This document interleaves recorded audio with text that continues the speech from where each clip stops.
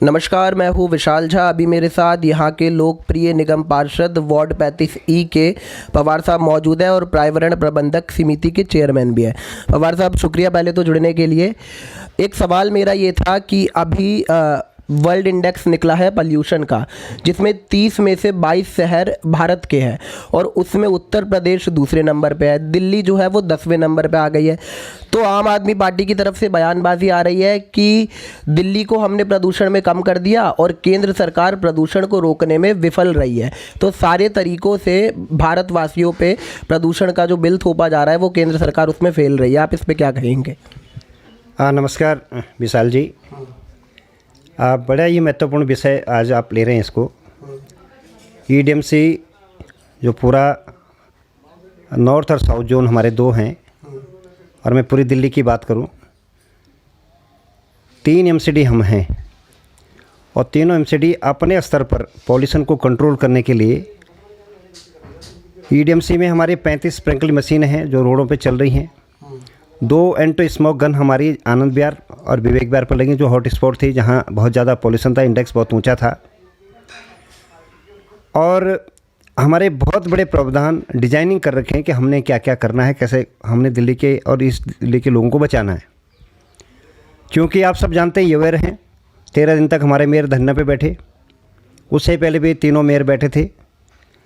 हमारा 13,000 करोड़ रुपया दिल्ली सरकार ने देना है, जो हमारा ग्लोबल शेयर बनता है जी। उसको न दे करके स्वयं भी कुछ नहीं करना। इनका डीपीसीसी है जो एक वाइट एलिफेंट है। पर्यावरण को प्रबंधन करना उस सरकार का काम है जो वहाँ पर स्टेट की सरकार चला रही है, और उनको जो अनुदान मिलता है वो केंद्रीय प्रदूषण बोर्ड से मिलता है।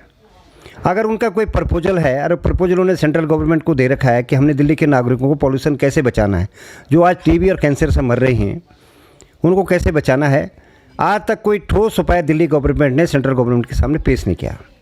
सेंट्रल गवर्नमेंट ने अपने स्तर पर स्मोक टावर और बहुत सारे पॉल्यूशन को कंट्रोल करने के लिए ऐसे इंतजाम करे हैं।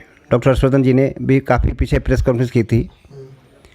ये हम वाकई दुखी हैं कि दिल्ली का नंबर 10वां आ रहा है पॉल्यूशन में, परंतु इसमें सबसे बड़ी भागीदारी स्टेट गवर्नमेंट है।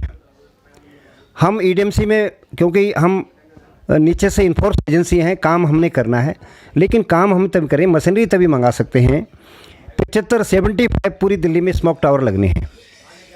क्या दिल्ली सरकार समझते नहीं इस बात को? उसके पास बड़े बड़े डिजाइनिंग और आईएएस लोग बैठे हुए हैं जो इस फील्ड में काम कर रहे हैं, पर्यावरण में और पब्लिक पार्टनरशिप में भी काम लोग कर रहे हैं, और उन्होंने इनको प्रपोजल भी दिया कि 75 स्मोक पूरी दिल्ली में लगने हैं। आज तक कभी एक लगा के दिखाया इन्होंने? 6 साल इनको होने जा रहे हैं। ये दोष, केंद्र सरकार को दोष मढ़ना, अपनी कमियों को केंद्र सरकार के ऊपर डालना। केंद्र सरकार के पास इतने सारी स्टेट हैं और पूरा देश का पॉल्यूशन को कैसे कंट्रोल, उस पर विचार चल रहा है। नदियों का पानी दूषित हो रहा है। अब आप देखा प्रदूषण रोकने की बात, अब यमुना जी में आप देखिए, यहीं पर पीडब्ल्यूडी के नाले देखिए, बरसों बरसों गाद सड़ रही है, पॉल्यूशन उनसे फैल रहा है, गंदगी फैल रही है, उनसे गैसें उत्सर्जित हो रही हैं। कौन रोकेगा? आज तक भी एक भी पीडब्ल्यूडी का नाला साफ नहीं। दिल्ली में उठा करके आप देख लो कहीं पर, और जहाँ पर इनके वहाँ भ्रष्टाचार की भेंट चढ़ी है। नहीं, लेकिन ये जो इनके स्पोक पर्सन है, आतिशी हो, सौरभ भारद्वाज हो, उनके द्वारा बोला गया है कि हमने तो दिल्ली को पहले स्थान से 10वें पे ला दिया और उत्तर प्रदेश सबसे प्रदूषित रहा, तो केंद्र सरकार और जहाँ बीजेपी शासित प्रदेश है वो प्रदूषण की चपेट में आ रहे हैं। उत्तर प्रदेश की परिकल्पना दिल्ली से करना, मैं तो बोल रहा हूँ, मूर्खता है। इतने बड़े साइंटिस्ट ये बने नहीं। उत्तर प्रदेश को जो आज स्थिति उत्तर प्रदेश की है, जो वहाँ पर श्रद्धेय योगी जी जो लेके आए हैं आज, ठीक है, वो रैंकिंग में नहीं आ पाए होंगे, लेकिन जितना वहाँ पर नदियों का से लगा करके और पॉल्यूशन रोकने के जो काम वहाँ पर हो रहे हैं, वो अपने में भी एक इतना बड़ा स्टेट है, पूरा एक देश है पूरा, और उसको संभालना, और धीरे धीरे तो उसमें सब्जेक्ट बनेंगे। ऐसा नहीं कि आपने दिल्ली में 10वें स्थान पर आ गए, हमें खुशी है, लेकिन उसमें 10वें स्थान में लाने का आप योगदान क्या था आपका? अगर हमारे तीनों निगमों ने और एनडीएमसी ने नहीं किया होता काम, तो आपका काम एक भी तो बताया ना कि हमने पॉल्यूशन कंट्रोल के ये काम किया था जी, इसलिए पॉल्यूशन कंट्रोल 10वें नंबर पे आए। इसलिए वो तुलना ना करें, वो मेरा विनम्र आग्रह है। हमें दिल्ली के नागरिकों को करनी, हर चीज़ को हम दूसरे स्टेट पर तुलना नहीं कर सकते हैं। दूसरे स्टेट में क्या हो रहा है, उस स्टेट में हमने यहाँ के जो नागरिक हैं उनको सुविधा कैसे दें, उस पर विचार करना चाहिए। और मेरा मानना है कि डीपीसीसी जो इनका है, टोटल इनको ईडीएमसी के हवाले कर देना चाहिए। क्योंकि अगर हमने कोई फैक्ट्री सील कर दी, डीपीसीसी जाकर उसके सील खुलवा देता है। वहाँ पर भ्रष्टाचार, ज़बरदस्त भ्रष्टाचार। हम करें क्या? अगर कोई फैक्ट्री पॉल्यूशन फैला रही और उसका डीपीसीसी देखती है, तो उसमें हम क्या करें? डीपीसीसी में भ्रष्टाचार है, उसको दिल्ली गवर्नमेंट हमारे एमसीडी के हवाले कर दे। और फिर सारा स्टाफ तो हमारा है, इन्फोर्समेंट हमने करना है। डीपीसीसी तो खाली अधिकारी बैठे हुए हैं, काम हमने करना है। पब्लिक की नज़रों में ईडीएमसी या सारे निगम बदनाम होते हैं। तो मेरा आग्रह है कि हम सभी बड़ी चिंतित हैं, खासकर मैं पर्यावरण प्रबंधन समिति का चेयरमैन हूँ।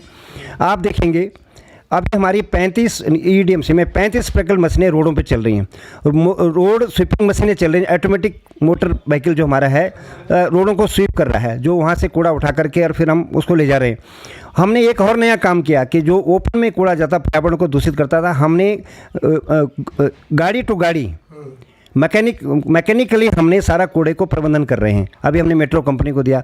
तो ईडीएमसी तो अपने हिसाब से पूरी कोशिश करे कि पर्यावरण को संतुलन करें, लेकिन दिल्ली गवर्नमेंट को ये सोचना चाहिए कि निगम में फंड हमने देना है, कर्मचारियों की तनख्वाह हमने देनी है, नए नए प्रोजेक्ट लाने, हमने नालों के ऊपर इंस्पेक्टर लगाने, जहाँ कूड़ा आता है लगाने, हमारे पास पैसे नहीं है। अगर वो लग जाए तो ये बड़े बड़े नाले जो यहीं से कूड़ा निकाल करके, गाद निकाल के हम फाल ले जाए, लेकिन हमारे पास पैसे नहीं है। बड़ी योजनाएं बना रखी हमने। तो इसका मेरा आग्रह है कि दिल्ली गवर्नमेंट की इतनी भागीदारी है, वो हमारा सहयोग करें।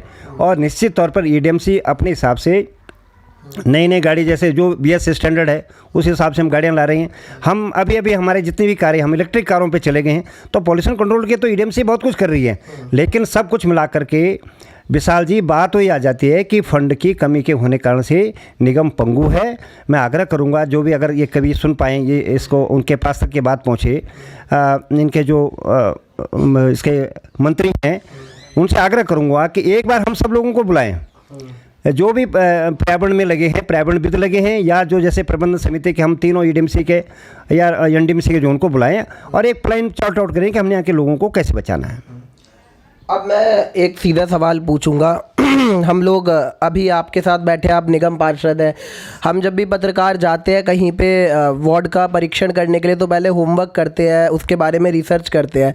लेकिन मैं इसी वार्ड में पला बड़ा हूँ और मैंने सारी चीज़ें देखी है। अभी यहाँ पर साफ़ सफाई की तो बहुत ही अच्छी व्यवस्था है। एक पवार जी, मुद्दा यहाँ पर अतिक्रमण का बहुत पुराना मुद्दा है। कभी कभार सफाई का हमें देखने को मिल जाता है। तो इन चीज़ों पे आप कैसे काम करेंगे और 22 के चुनाव के लिए जनता को कैसे इस पे विश्वास दिलाएंगे? ये आपने बिल्कुल बहुत महत्वपूर्ण विषय, आपने अतिक्रमण जैसा विषय उठाया। अपनी तरफ से निगम, मैं सादरा नॉर्थ जोन में डिप्टी चेयरमैन था। आपने देखा होगा कि जीटीबी हॉस्पिटल के बाहर हम निकल नहीं सकते थे। होता क्या है कि हमने अपनी तरफ से कोशिश की, हमने वहाँ से अतिक्रमण हटाया, पुलिस ने भी अपना काम किया, लेकिन चूँकि ह्यूमन उनको दो रोटी वहीं मिल रही है, तो वो उनको, जब तक मैंने आपको आग्रह किया था कि वेंडिंग कमेटी उनको प्रॉपर जगह नहीं देगी, तब तक इंक्रोचमेंट रहेगा। बाकी जहाँ कहीं इंक्रोचमेंट है, अभी आपने देखा कि 2017 के चुनाव को जीतने के बाद मैं तुरंत जब आया था, 2018 में कोर्ट की गाइडलाइन थी कि आप कहीं पर 2 पॉकेट दिलशाद गार्डन वार्ड 35 की इंक्रोचमेंट फ्री करो। और मैंने बड़ा डिटेल जीटीबी या पॉकेट का ये सी ब्लॉक जहाँ मैं बैठा हूँ, जहाँ मेरा निवास है, यहाँ जो एक्स्ट्रा इंक्रोचमेंट कर रखा था उसको तोड़ा दिया। मैं हालांकि उसका मैं भुगतभोगी, काफ़ी लोग मुझसे नाराज़ भी रहे वोटर, लेकिन आज की डेट में वो लोग सब खुश हैं क्योंकि प्रॉपर स्पेस सबको मिल रहा है, उनको जीने का अधिकार सही मिल रहा है। और ये बिल्कुल सही बात है, इंक्रोचमेंट फ्री मैं बड़ी कोशिश कर रहा हूँ, लगाऊँ इसमें कि सबको जीने का अधिकार है। अगर पटरी पर इंक्रोचमेंट है तो मेरा उसमें उस आदमी का क्या दोष है जिसने पटरी पर चलना था, उसका अधिकार है चलना। मैं कोशिश कर रहा हूँ, मेरे के जितने भी डिपार्टमेंट नॉर्थ जोन के जो मेरा लाइसेंसिंग है, उनको भी निर्देश दे रखे हैं कि कहीं पर कोई इंक्रोचमेंट नया दिखता है तुरंत उसको उठाओ। पुराना जो लगा है, क्योंकि कोर्ट की सुप्रीम कोर्ट की गाइडलाइन है कि जो रोड पे बैठा है उसको जब तक उसकी तय बजारे आपने दी नहीं उसको हटा नहीं सकते हैं, तो कहीं ना कहीं सम्मानित कोर्ट की बात माननी पड़ेगी। लेकिन अगर कोई मकान इंक्रोचमेंट गवर्नमेंट लैंड पे बनाता है या जहाँ पब्लिक इन्कन्वीनियंस होती है, बिल्कुल मैं बनाने देता हूँ, उसमें मैं कहीं भी राजी नहीं होता हूँ। और मैं कोशिश करता हूँ कि मेरा वार्ड अच्छा रहे, लोग नागरिक अच्छे रहे। मेरे 4 साल इसमें निकल गए हैं, इसमें 4 साल का कार्यकाल मेरा हो गया, एक साल मात्र बचा हुआ है। 2022 में चुनाव है, मैं आग्रह भी करूंगा आपको कि एक बार वार्ड 35 का स्वयं आप सर्वेक्षण करें कि कहाँ पर कोई कमी मेरी रह गई हो। काम मैंने किए हैं लेकिन कमियां भी रह सकती हैं, वो कमियां उजागर हों तो मैं पूरी दूर करूंगा और पब्लिक की नज़रों में खरा उतरूंगा। चलिए, ये तो बहुत अच्छी बात आपने पवार जी बोली। एक चीज़ और आपसे मैं पूछना चाहूँगा, इन 4 साल के कार्यकाल में कोई 3 ऐसी चीज़ें, क्योंकि जनता यहाँ पर पार्क की लाइटों के लिए भी आती रही है आपके पास, साफ़ सफाई के लिए भी आती रही है, तो कोई 3 ऐसी चीज़ें जो जनता आई और आपने उसका समाधान निकाला या कोशिश की? ये बहुत बड़ा आपका एहसान भी मेरे ऊपर होगा, आप पत्रकार बंधुओं का लगातार आप साथ देते रहे। मैं 3 नहीं, मैं 20 ऐसे काम गिनवा सकता हूँ जो जिस तरह से मैं फंड, मेरे सांसद महोदय ने मुझे फंड दिया, ईडीएमसी ने मुझे फंड दिए। सबसे पहले जब मैं यहाँ आया था, खेड़ा गांव में कूड़ेदान था, मेन खेड़े गांव की एंट्री थी और टनों कूड़ा पड़ा रहता था। वहाँ पर एक मैंने प्लानिंग किया है, हमारा एक मैनेजमेंट है सॉलिड वेस्ट मैनेजमेंट, मैंने उनसे बात करके कि ये यहाँ पर खाद का प्लांट लग जाए। आज वहाँ पर खाद लगातार बन रही है और वो ईडीएमसी के पार्कों में जा रहे, तो एक बहुत बड़ी उपलब्धि है। दूसरी सबसे बड़ी उपलब्धि रही है कि ईटीपी प्लांट बना। स्वामी दयानंद का जितना भी पानी यूज़ होता था सब नाले में जाता था, एक ईटीपी प्लांट बना और वो ईटीपी प्लांट बनने के बाद आज जो मैं 35 जो मशीनें, स्प्रिंकल मशीनें, वो वहाँ से पानी भर के जाता है। तो बहुत बड़ी उपलब्धि है, क्योंकि पानी जल नहीं हमारे पास है, हम पीने का पानी नहीं वेस्ट कर सकते थे, लेकिन वो रिसाइकल पानी, हमारा जो नाले का पानी रिसाइकल करके और अच्छा करके आज वो पार्कों में भी सिंचाई के काम आ रहा है, क्योंकि एनजीटी ने सारे पार्क की मोटरें बंद करा दी हैं, तो पार्कों में भी जा रहा है और रोड को जो धूल उड़ने से कण रोकने के लिए भी जा रहा है। दूसरी उपलब्धि, तीसरा सबसे बड़ा था, स्वामी दयानंद ईडीएमसी का बहुत बड़ा हॉस्पिटल है। 8-8 महीने की डेट यहाँ पर मिलती थी। यहाँ पर सब गरीब, क्योंकि नॉर्थ जोन जो हमारा है डेंस पॉपुलेशन है, बहुत गरीब लोग रहते हैं, ऑपरेशन की 8-8 महीने की डेट लगती। मैंने लग करके अधिकारियों के पीछे पढ़ करके अपने मेयर स्टैंडिंग से बातचीत करके और नया ओटी बनाया, 3 मंजिल ओटी बनाया। वो सबसे बड़ी एक उपलब्धि थी। अब मात्र 1 और 1.5 महीने के अंतराल में वो ऑपरेशन हो रहे हैं। चौथा, यहाँ पर जिम नहीं थे, बहुत परेशान लोग थे, क्योंकि सब गरीब गुरबा लोग रहते हैं। तो 6 पार्कों में मैंने ओपन एयर जिम लगाए, बड़े लोग खुश हैं इससे। 5वीं सबसे बड़ी उपलब्धि ईडीएमसी के बारे में आपको बताऊं, पीली लाइट जलती थी, कभी जलती थी नहीं जलती थी, बीएसएस कभी आता था नहीं आता था।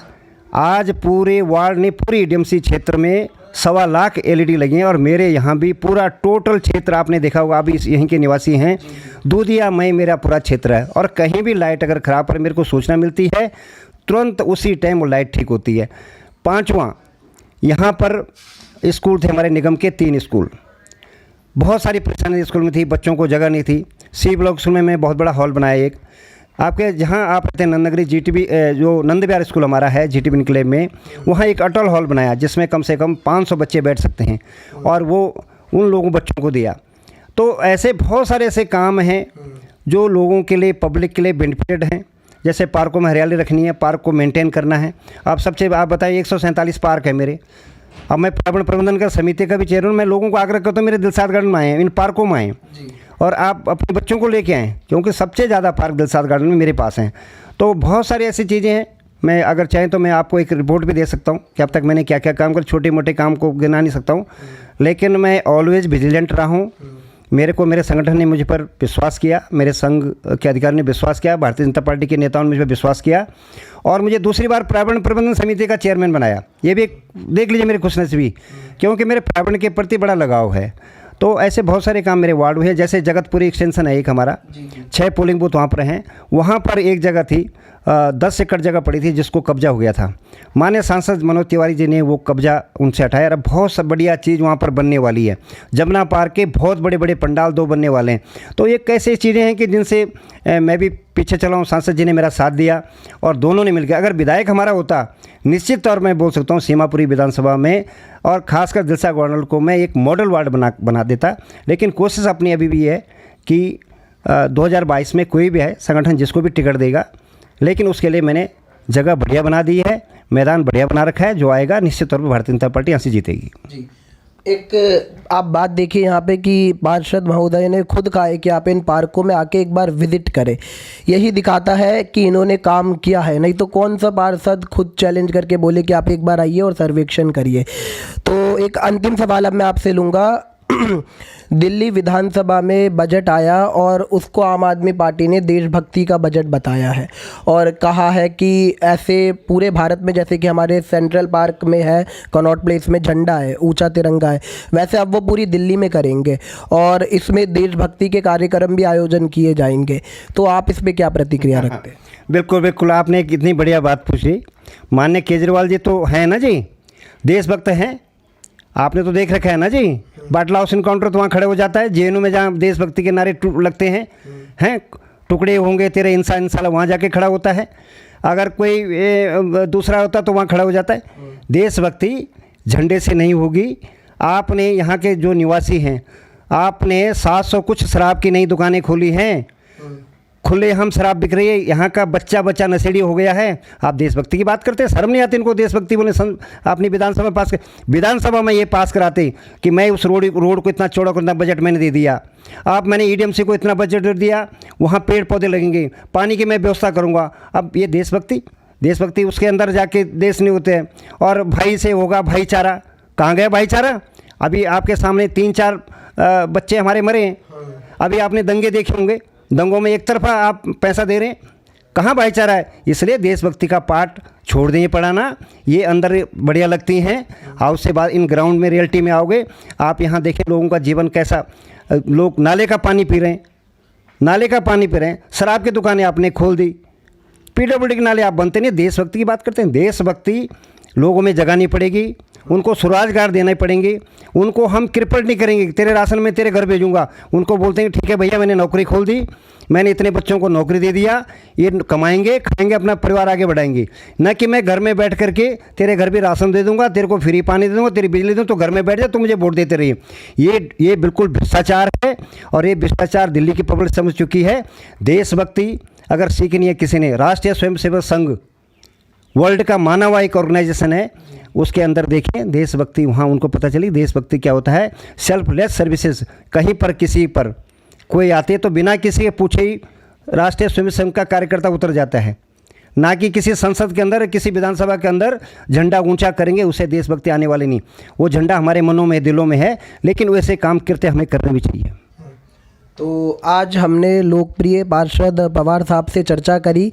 इसी तरीके की हम पार्षदों से अभी चर्चा करते रहेंगे और आपको वहाँ का सर्वेक्षण करके वहाँ का हाल उनकी ही ज़ुबानी बताते रहेंगे।